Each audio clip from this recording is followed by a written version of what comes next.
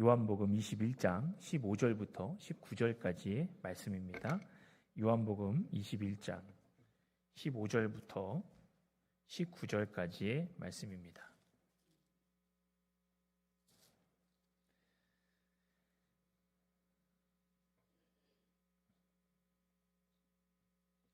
저이신 줄 알고 제가 봉독해 올리도록 하겠습니다.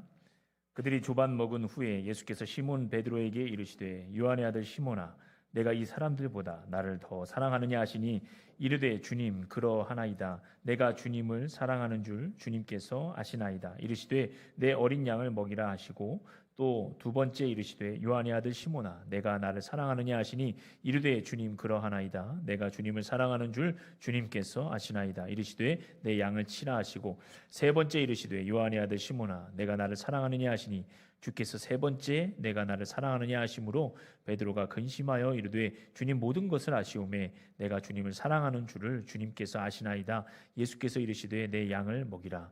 내가 진실로 진실로 내게 이르노니 내가 젊어서는 스스로 띠띠고 원하는 곳으로 다녔거니와 늙어서는 내 팔을 벌리리니 남이 내게 띠띠우고 원하지 아니하는 곳으로 데려가리라. 이 말씀을 하심은 베드로가 어떠한 죽음으로 하나님께 영광을 돌릴 것을 가리키심이로라. 이 말씀을 하시고 베드로에게 이르시되 나를 따르라 하시니. 아멘. 지금 우리 시온 찬양대의 찬양으로 하나님 앞에 영광 올려드리겠습니다.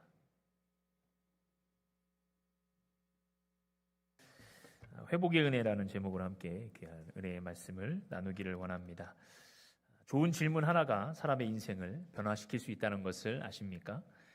다른 사람을 변화시키기 위하여서 변화하기 위하여서 답을 주기보다 질문을 하는 것이 훨씬 효과적이라고 말합니다. 팀을 이끄는 리더도 좋은 질문을 함으로 팀원들의 능동적인 일을 이끌어낼 수가 있습니다. 주장, 명령, 판단은 사람을 경직되게 할 뿐 아니라 수동적으로 만듭니다. 상대의 내면에 있는 말들을 효과적으로 끌어내는 사람이야말로 진정한 전문가인 것입니다.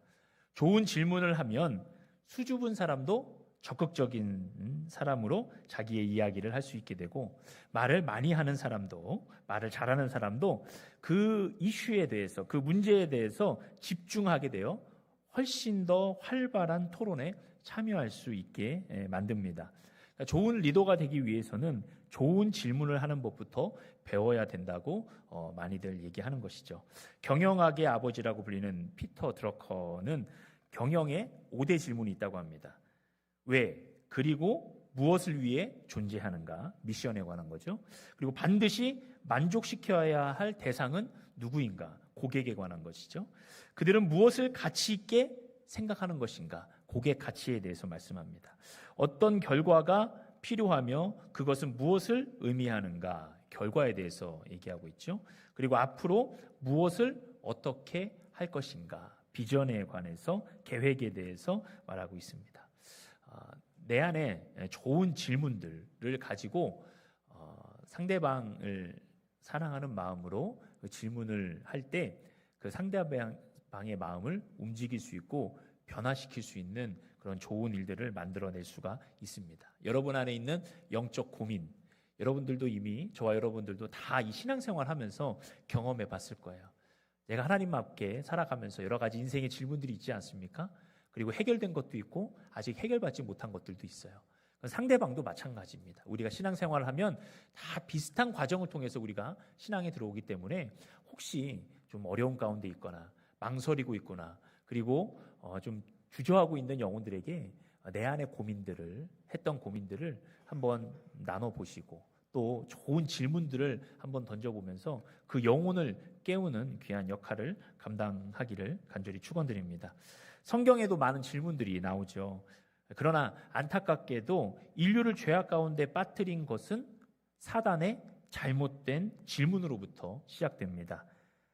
뭐라고 질문하죠? 하나님이 참으로 너희에게 동산 모든 나무의 열매를 먹지 말라 하시더냐라는 질문이에요.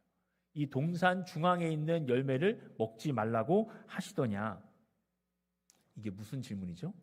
유혹의 질문입니다. 파멸의 질문입니다. 의심하는 질문이죠. 반면에 또 그런 질문 가운데 빠져 있고 어려운 가운데 빠져 있는 그 아담과 하와, 그 질문에 넘어갔던 그 아담과 하와에게 하나님의 질문은 무엇이죠? 죄를 짓고 숨은 아담에게 하나님께서 질문하시죠. 아담아, 내가 어디에 있느냐? 내가 지금 어디에 있느냐라고 질문하시는 거예요. 이것은 하나님께서 아담과 하와에게 어디 있는지 몰라서 질문하시는 것이 아닙니다. 네가 있어야 될 자리는 거기가 아니야. 거기서 나와라. 다시 나와의 관계를 회복하자라고 말씀하시는 하나님의 질문인 거예요. 회복의 질문이고 은혜의 질문인 것입니다. 그렇다면 그 질문을 받으면 어떤 반응을 해야 될까요? 내가 왜 여기 있지? 내가 어떻게 해야 되지? 내가 지금 무엇부터 바꿔야 되지? 하는 마음으로 우리가 우리의 삶을 변화시키려고 하는 결단이 필요한 것입니다. 그런데 아담과 하와는 죄로 인해서 두려워서 그 질문을 받고도 어떻게 했죠? 숨어버렸습니다. 에덴 동산에 숨을 곳이 어디 있겠습니까? 하나님은 모든 것을 창조하시고 모든 것이 하나님의 것인데 거기서 자기의 수치심과 죄 가운데 숨어버린 것이죠. 우리 인생도 마찬가지입니다. 우리가 왜 하나님을 피하려고 합니까? 우리 안에 있는 두려움과 연약함과 죄책감 때문에 우리는 숨고 피하려고 하는 것이죠. 그런데 이 세상 어디에도 하나님을 피해서 숨을 곳은 없습니다. 죄악이 우리에게 너가 숨을 수 있어, 너가 피할 수 있어, 너는 효과적으로 이 세상에서 하나님을 외면하면서 살 수 있어 라고 하는 그런 잘못된 유혹 가운데 우리가 빠지기 때문에 하나님을 피할 수 있고 속일 수 있다고 생각하는 것입니다. 그러나 우리 사랑하는 성도 여러분, 하나님을 피하여 숨을 곳은 아무데도 없습니다. 오히려 우리는 밝은 빛 가운데 우리를 드러내고 우리를 사랑하시는 하나님 앞에 우리의 삶을 올려드리며 나아가는 길만이 우리가 회복될 수 있는 길이라는 것을 믿으시기를 바랍니다. 예수님도 질문하셨어요. 너희는 나를 누구라 하느냐? 그리고 오늘 말씀의 질문이죠. 내가 나를 사랑하느냐? 이 둘 다의 질문은 베드로가 대답을 했습니다. 너희는 나를 누구라 하느냐? 베드로는 주는 그리스도시요 살아계신 하나님의 아들이십니다. 라고 하면서 정말 수제자다운 대답을 했죠. 부활하신 예수님께서 베드로에게 나타나셔서 질문하십니다. 내가 나를 사랑하느냐? 오늘 베드로에게 던지신 이 질문을 통하여 예수님은 오늘 우리에게 어떠한 은혜를 주시는가에 대해서 함께 은혜를 나누고자 합니다. 먼저 예수님은 부활하신 이후에 제자들에게 나타나셨습니다. 오늘 본문에서 예수님을 3번이나 부인, 저주, 맹세하고 도망한 베드로를 찾아가십니다. 베드로는 너무나 수제자였고 주님을 향해서 올바른 고백을 했지만 그 안에 있는 자기 안에 있는 그런 자존심, 자기 확신, 자만심으로 인해서 예수님을 배반하게 되었습니다. 물론 예수님께서 부활하신 후에 제자들을 여러 번 찾아가셨지만 그들은 아직 사명을 받기 전이고 성령을 받기 전입니다. 예수님이 부활하신 예수님이 그들 가운데 나타나셨어도 그들은 예수님을 어떻게 만나고 이끌어 가야 되는지, 삶을 이끌어 가야 되는지 아직 확신이 없는 그때였습니다. 그런데 예수님께서 3번째로 베드로에게 찾아가시는 거예요. 베드로는 실패의 자리로 돌아와서 다시 생계를 유지하고자 어부의 모습으로 돌아갑니다. 다시 물고기를 잡는 일을 이제 시작합니다. 주변의 제자들 역시 3년 동안 예수님과 동행했지만 모두 다 예수님의 십자가 앞에 도망하여서 실패의 자리로 돌아왔습니다. 패배감과 실패감을 아는 채 오늘 본문에 보면 제자들이 다시 어부의 생활을 시작합니다. 예수님을 만나기 전과 마찬가지로 그 실패의 자리로 돌아온 예수님의 제자로서의 실패의 자리로 돌아온 그들의 삶 가운데 그들 역시 아무것도 잡을 수 없는 상황에 이르게 된 것입니다. 부활하신 예수님은 다시 그들을 찾아오셔서 특별히 베드로를 깨우십니다. 예수님 뭐라고 말씀하시죠? 그물을 배 오른편에 던지라. 그리하면 잡으리라. 그리고 그들은 그물을 들 수 없을 만큼 많은 물고기를 잡게 됩니다. 물고기가 153마리. 그럼 어디서 많이 들어보지 않습니까? 153. 제가 챙겨왔죠. 모나미에 보면 153, 모나미 153. 이제 표면적으로는 그 당시 모나미 볼펜이 15원이었고 모나미의 세 번째 작품이라고 해서 153이라고 지었다고 하지만 그 모나미 볼펜에 만든 송삼석 회장은 예수님을 의지하고 예수님을 따르는 신앙 고백으로서 모나미 153이라고 고백했던 것을 우리는 볼 수 있습니다. 153마리의 물고기를 잡고 사도 요한이 옆에 함께 있다가 저기 멀리서 저분은 예수님이시다 라고 외치니까 베드로가 제일 먼저 반응해요. 예수님이라고? 예수님이라고? 하면서 배에서 뛰어내려서 예수님께 달려갑니다. 베드로는 예수님을 배반했어도 사실 예수님이 너무나 보고 싶었습니다. 그래서 너무나도 빨리, 누구보다도 빨리 예수님인가? 정말 예수님인가? 하면서 뛰어가서 그물을 다 버려두고 주님 앞에 달려간 것이죠. 육지에 올라와서 보니까 예수님께서 뭘 준비하셨어요? 숯불을 준비하셨습니다. 그리고 그 위에 생선과 떡도 준비하셨어요. 베드로가 어떤 마음일까요? 숯불, 불, 이런 생각이 들었을 거예요. 왜냐하면 베드로가 예수님을 3번 부인 저주 맹세할 때 불을 쬐고 있었거든요. 그 장면이 아주 또렷하게 스치고 나아갑니다. 예수님께서 왜 이 장면을 연출하셨을까? 베드로에게 이 장면을 기억하게 하시면서 예수님께서 베드로를 괴롭히려고 하시는 걸까? 여러분, 우리가 잠시 베드로의 과거를 살펴볼 필요가 있습니다. 누구보다 자신만만했던, 누구보다 예수님을 사랑한다고 했던 베드로. 다른 사람은 다 예수님을 버려도 나는 예수님을 버리지 않겠다라고 말했던 수제자였고 행동대장이었습니다. 그래서 예수님께 말씀하죠. 주를 위하여 목숨을 버리겠나이다. 예수님의 대답은 무엇입니까? 예수님의 판단은 무엇입니까? 내가 닭 울기 전에 3번 나를 부인하리라. 베드로가 뭐라고 했겠습니까? 아니요, 저는 절대 그러지 않습니다. 예수님, 저는 절대 주님을 배반하지 않겠습니다. 자기 확신에 차 있었고 예수님의 말씀 앞에 그는 부인했습니다. 어떤 시험이 와도 나는 자신만만하고 어떤 시험이 와도 나는 그것을 이겨낼 수 있고 어떤 시험이 와도 나는 그 시험이 어디서 오는지 알 수 있겠다 하면서 확신 가운데 나아갔죠. 그런데 베드로의 시험은 전혀 자기가 예상하지 못한 곳에서 왔습니다. 그 모든 자신감이 예수님의 십자가 사건 앞에서 다 무너져요. 여지없이 무너져요. 다 무너지고 완벽하게 실패한 제자가 되는 것입니다. 그 용감했던 베드로가 그 여종이 내가 당신을 예수님과 함께 있는 것을 봤어요 라는 이 한마디에 나는 절대 예수님을 모릅니다. 내가 봤다니까요. 내가 절대로 맹세하고 예수님을 모릅니다 라고 하면서 3번이나 예수님을 부인, 저주, 맹세까지 하면서 도망했던 것이죠. 그 뼈아픈 과거가 지금 예수님이 준비하신 이 숯불을 볼 때 자기는 주마등처럼 지나갔던 것이에요. 이어서 더 확실하게 예수님께서 확인 사살을 하시는데 예수님께서 베드로가 3번 부인한 것처럼 몇 번의 질문을 하시죠? 3번의 질문을. 네가 나를 사랑하느냐? 네가 나를 사랑하느냐? 네가 나를 사랑하느냐? 보통 배반한 사람들에게 이런 질문은 어떻게 느껴질까요? 너 왜 그랬어? 너 그러지 않겠다고 했잖아. 너 확신이 있었잖아.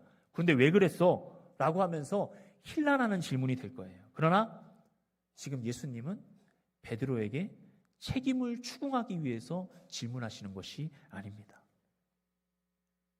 베드로야, 너는 나를 사랑하니? 라고 하는 그 질문 속에는 베드로야, 나는 여전히 너를 사랑해. 너는 나를 사랑하니? 라고 하시는 그 질문이 내포되어 있는 것입니다. 작사자나 작곡가는 알 수 없지만 갈릴리 호숫가에서 이런 가사가 있죠. 갈릴리 호숫가에서 주님은 시몬에게 물으셨네. 사랑하는 시몬아, 넌 날 사랑하느냐? 예 주님, 주님만이 아십니다. 여기서 시몬아, 넌 날 사랑하느냐라는 질문을 예수님께서 하셨지만 이 찬양의 작사가 작곡가는 사랑하는 시몬아, 넌 날 사랑하느냐? 이 가사를 포함시켜요. 그러니까 이 작사가의 작곡가의 고백도 예수님은 베드로를 사랑하고 계시구나. 여전히 그 실패의 자리, 그 배반의 자리, 그 어려움의 자리에서 예수님은 베드로를 찾아오시고 그를 사랑하시는구나 라는 것을 말씀해주고 있는 것입니다. 최종 선택권을 베드로에게 넘기는 것이죠. 질문을 주셨지만 예수님은 이미 그 질문에 답도 주신 것입니다. 베드로는 변명할 필요가 없습니다. 내가 왜 예수님을 배반할 수밖에 없었는지 나의 마음을 예수님께 보여줄 필요도 없어요. 예수님은 다 알고 계세요. 그럼에도 불구하고 나는 너를 사랑한다. 내가 너를 사랑한다. 너는 나를 사랑하니? 라고 질문하는 것입니다. 판단과 정죄의 질문이 아니라 회복과 은혜의 질문인 것입니다. 15절에 요한의 아들 시몬아, 내가 이 사람들보다 나를 더 사랑하느냐? 베드로라고 말하지 않아요. 요한의 아들 시몬아. 예수님께서 베드로를 부르기 전에 이름이 시몬이었어요. 원초적인 이름. 예수님을 만나기 전에 불렸던 그 이름. 왜 예수님은 베드로를 부르지 아니하시고 요한의 아들 시몬이라고 하셨을까요? 그것은 베드로야, 처음부터 다시 시작하자. 처음부터 다시 시작할 수 있어 라고 말씀해 주시는 거예요. 이 사람들보다 나를 더 사랑하느냐? 여기서 이 사람들보다는 이것들보다라고도 바꿀 수 있습니다. 그렇다면 어떤 의미가 되죠? 너가 지금 잡은 153마리의 그 물고기들보다 나를 더 사랑하느냐? 이 질문인 것입니다. 만선의 기쁨이 아니라 만선을 주시는 분이 누구이고 그 만선을 주시는 분이 나의 주님이라는 그 기쁨이 너희 안에 충만하냐라고 말씀하시는 거예요. 사랑하는 성도 여러분, 우리가 신앙생활하면서 종종 이 진리를 놓칠 때가 있습니다. 역사를 일으키시는 분보다 그 역사에 더 집중해서, 응답을 주시는 분보다 그 응답에 더 집중해서 찰나적이고 순간적인 신앙의 생활을 하고 있지는 않습니까? 문제의 해결과 응답에 집중하느라 그 응답을 주시는 분이 누군지를 잊고 살 때가 많이 있습니다. 그래서 해결 안 되는 문제 앞에서 우리는 주님 앞에 질문하죠. 예수님, 저를 사랑하시나요? 주님, 저를 사랑하시기나 하나요? 라고 우리는 잘못된 질문을 던지고 있는 것입니다. 우리는 우리의 해결되지 않는 문제와 우리의 삶의 여러 가지 환경 가운데 주님께 저를 사랑하시나요? 라고 질문을 해서는 안 됩니다. 그거는 잘못된 질문이죠. 주님은 여전히 나를 사랑하시고 나의 해결되지 않는 문제 속에서도 나의 삶 가운데서 주님은 여전히 나를 인도하고 계신다는 것을 우리는 깨달아야 될 줄을 믿습니다. 베드로의 대답은 이전과 다릅니다. 베드로는 이제까지 자신만만했어요. 암요, 저에게 사랑하신다고 물어보시면 저는 당연히 주님을 사랑한다고 대답하겠습니다. 라고 대답하지 않아요. 주님, 그러하나이다. 내가 주님을 사랑하는 줄 주님께서 아시나이다. 라고 고백하는 거예요.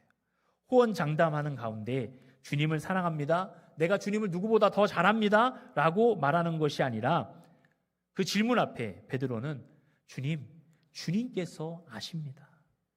이제는 제 자신감으로 살지 않겠습니다. 제 뜻대로 살지 않겠습니다.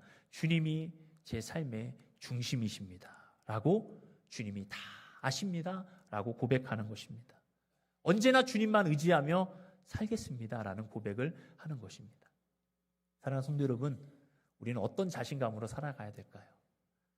내 신앙의 자신감. 나는 저 사람보다, 저 순간보다 어떤 환경에서도 나는 주님을 사랑할 거야 라는 내 자신감이 아니라 나는 연약하지만, 나는 부족하지만 주님이 나를 사랑하시니 나도 주님께 순종하며 살아갈 거야 라는 주님이 주시는 확신, 주님이 주시는 기쁨으로 우리는 살아가야 될 줄을 믿습니다.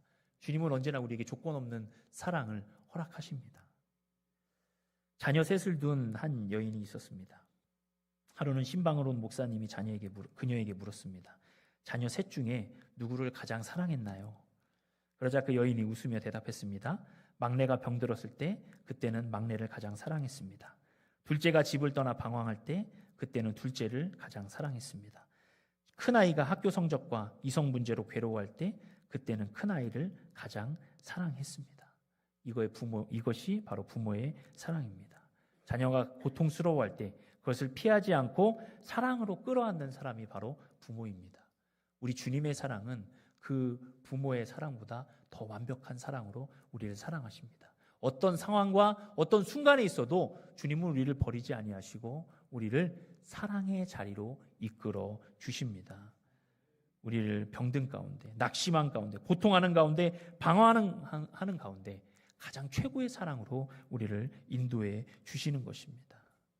오늘 베드로에게 주님께서 이 사랑을 보여주시는 거예요.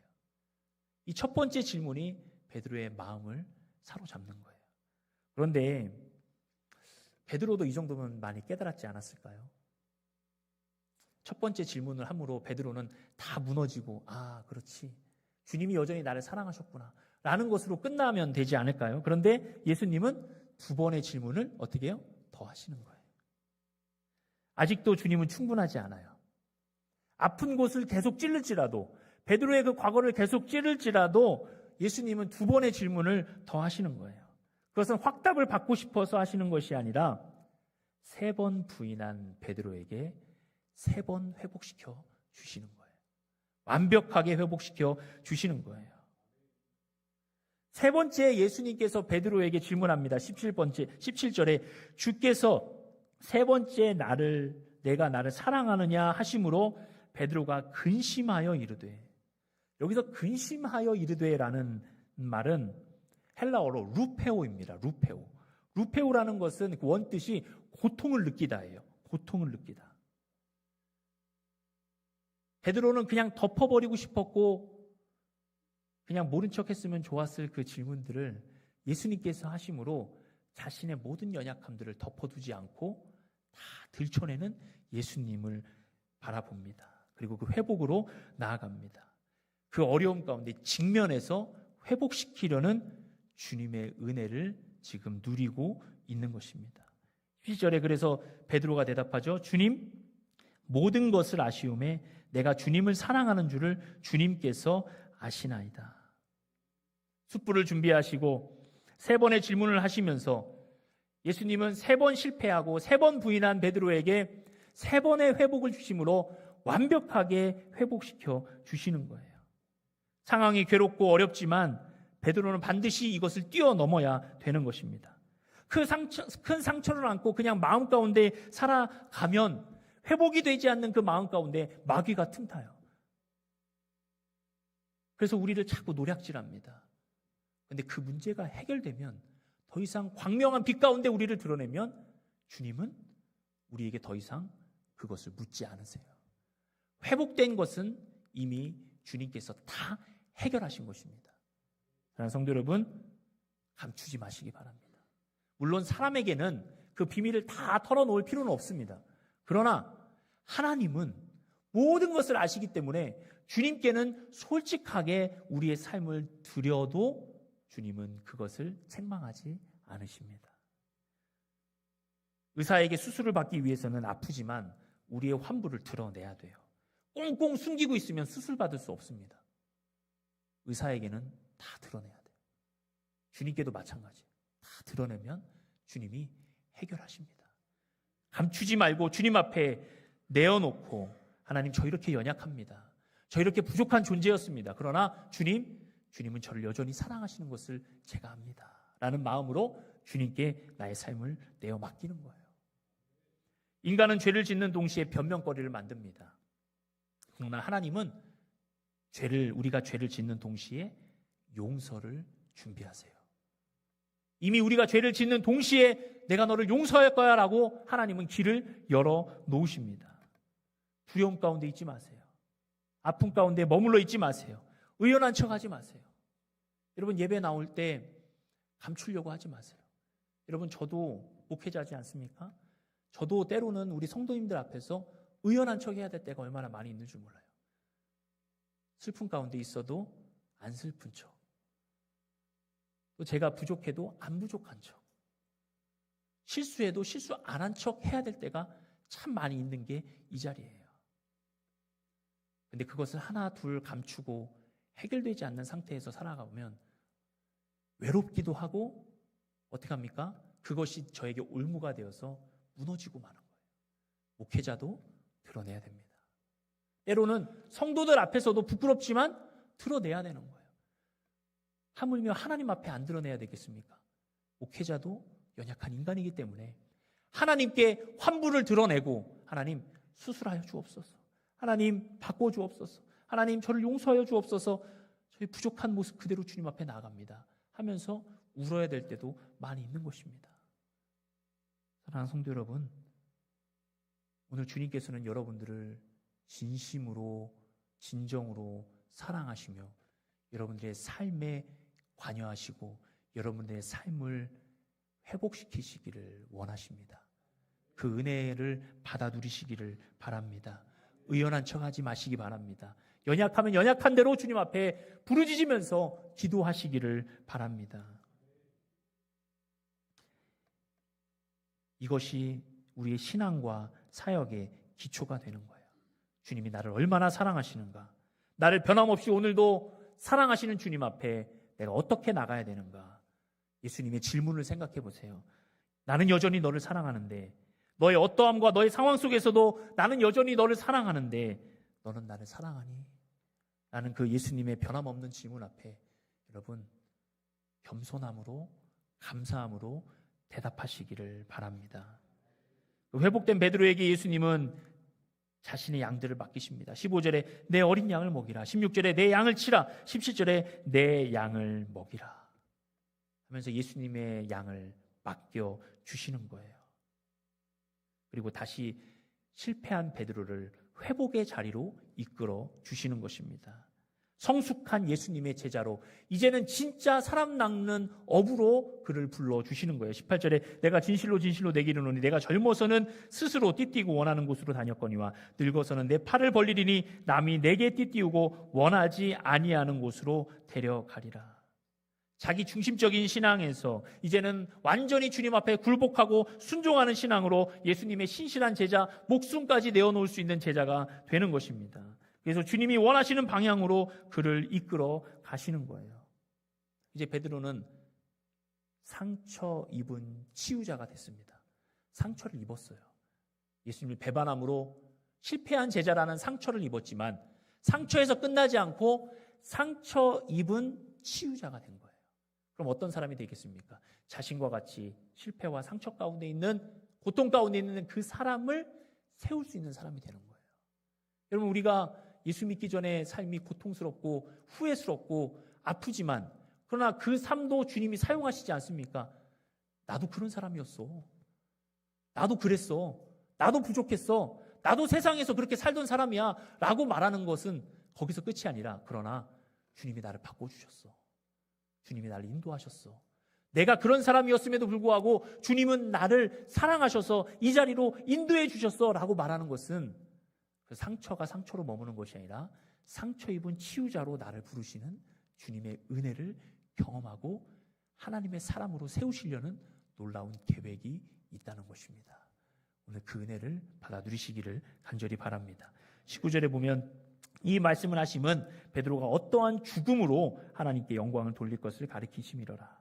이 말씀을 하시고 베드로에게 이르시되 나를 따르라 하시니.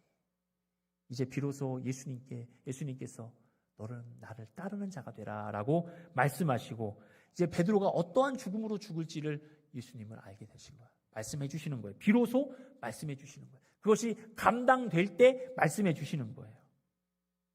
베드로가 어떻게 죽음을 맞이합니까? 내가 어떻게 예수님과 함께 바로 십자가에 매달려 죽을 수 있으랴 하면서 예수님과는 다르게 십자가에 거꾸로 매달려 순교하게 되는 이야기를 우리는 들을 수 있는 것입니다. 미국 보스턴의 지하병동에 한 소녀가 수용돼 격리되어 있습니다. 소녀는 마음의 어둠 때문에 심한 정신병을 앓아서 사람들이 다가오면 괴성을 지르고 사납게 독소를 퍼부었어요. 의사들은 온갖 노력을 기울였지만 결국 회복 불가능이라는 진단을 내렸습니다. 부모도 아이를 포기해버렸고 면회조차 가지 않았어요. 그 누구도 그 소녀에게 관심을 보이지 않았습니다. 회복 불가능이라는 낙인까지 이 아이에게 찍어버렸기 때문에 자신을 바꾸고 세상을 바꿀 수 있는 삶을 살 수 있다는 것은 상상도 할 수 없는 일입니다. 그러나 이런 사람도 예수님을 만나면 변화됩니다. 가능성이 전혀 보이지 않는 이 아이에게 한 은퇴한 노년의 간호사가 예수님의 사랑을 전하기 시작했어요. 부모조차 포기한 이 아이였는데 이 간호사는 끊임없이 6개월 동안 예수님의 사랑을 전하고 지극정성으로 이 아이와 함께 거하며 이 아이에게 사랑을 주었습니다. 소녀의 마음에 변화가 찾아와요. 마음의 어둠이 거쳐가고 세상을 향해 점점 문이 열리기 시작합니다. 마침내 회복 불가능이었던 그 정신질환마저 치유의 역사를 경험하게 되었습니다. 이 마음의 빛을 찾은 소녀는 자신과 같은 정신질환으로 고통받는 사람을 위해 헌신하기로 하고 간호사가 되었습니다. 이 사람이 누구냐면 헬렌 켈러를 세상의 빛으로 이끈 앤 설리번 메이 씨입니다. 이 앤 설리번 메이 씨는 자기의 고통스러운 그 과거, 그러나 자기를 지극정성으로 사랑해준 그 노년의 간호사 덕분에 자기가 회복되었기 때문에 헬렌 켈러라는 그 삼중고에 있는 그 소녀를 자기가 사랑할 수가 있었어요. 자기도 그런 사람이었기 때문에. 그래서 그를 사랑하고 그래서 결국은 그 헬렌 켈러를 위대한 사람으로, 하나님의 사람으로 키워낼 수가 있었습니다. 주님은 우리의 모든 상황과 환경과 우리의 마음을 아십니다. 그리고 여전히 우리를 사랑하십니다. 우리를 세상을 치유하는 치유자로 불러주십니다. 우리가 그리스도인이라면 우리는 세상에서 기꺼이 빛과 소금의 역할을 감당해야 될 줄을 믿습니다.